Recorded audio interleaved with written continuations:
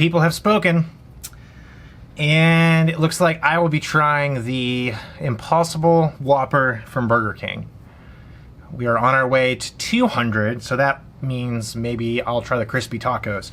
It's really funny how, like, I got so many messages from people. I think probably because it was the first thing I said, but like so many people messaged me and they were like, how many views, like you guys really want me to try this Impossible Whopper. So I guess I'm gonna do that. I thought about doing it today, but I had lunch with a friend, and so I'm definitely not wasting my dinner on the Impossible Whopper. So maybe tomorrow I'll go out and I'll get one. I'm gonna record it. I'm gonna bring my camera into Burger King and eat it and sit and talk in front of my camera like one of those weird YouTubers that you see. I'm sure that'll be interesting for the people that are there. But I am going to try the Impossible Whopper. I made you guys a deal. I said if we get to 100, I will. I'll try it. We got to 100.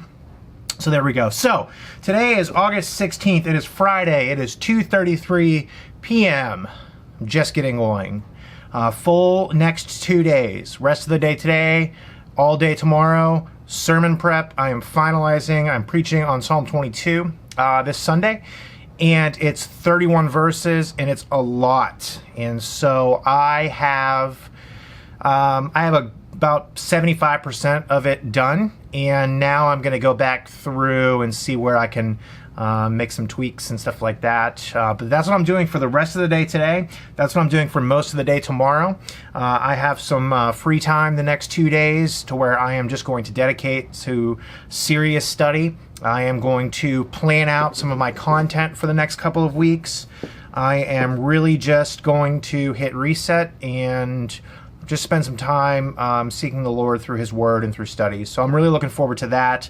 And then Sunday, I'll be preaching on Psalm 22, so I ask for your prayers on that. But real quick, as I begin the video, I had lunch with a very good friend of mine today, and we got onto the topic of how tough it is to do theology and how much heartbreak there is when you confront somebody that has bad theology and they reject your opportunities or willingness to teach them. We talked about what a cost it is to endure through so many different trials of teaching.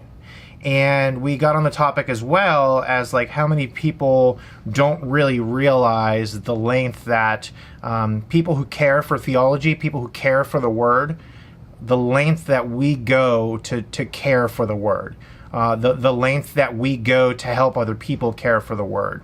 But then it caused us to sort of move into like a moment of sort of awe that God would call us to do what we get to do. He's also a local pastor as well. And so we just sort of reflected upon how gracious God is to give us those opportunities. Because think about it, God does not need us to do like His teaching. You know what I mean? What I mean by that is like me specifically. Like I'm nobody special. The people that teach, like we're nobody special. And yet God saw it, He saw us fit for no reason based upon what we've done to allow us to teach. And that just blows my mind. It really does. That He's revealed His Word to us, that He's given us His Word, that we might grow in our knowledge of Him. And then those whom He called to teach, like we could dedicate our entire lives to helping others grow in their knowledge, and we could dedicate our entire lives to ministry and to growing in our knowledge of Christ. And it's just, there's so many times where, and he and I were sort of reflecting on this, where we've confronted somebody, not together, but on our own. We've confronted somebody that has some poor theology, and unfortunately, the outcome has not been good. They've really rejected any help. They've not wanted to hear, what we've had to say. And we thought about like how many people there has been that we've interacted with that have done that, and it's really heartbreaking. Sorry, I had Indian food for lunch. We just sort of thought about like how heartbreaking it is to see so many people that are deceived by false teachers and bad theology and not have a willingness to learn. It's heartbreaking. And that's why I think we labor so much, is so we can show people like how much we care for the Word, and so that we could get opportunities to disciple other people as well. So really just pray for your pastor. pray for the people that you know that teach. I could speak on behalf of the pastors that I know and myself included. You know, it's a tough job. It's a tough job because there's so many heartbreaks. There is a lot of behind the scenes work. There's a lot of tough conversations to be had. There's a lot of, we get nasty messages and, from both sides, from people that are Christians and especially non-Christians. There's so much that we get. But then in the same sense, it's like freeing, because for us that are called to pastoral ministry, we know that nothing else would satisfy us. We know that there's nothing else that compares to the preciousness of teaching God's word.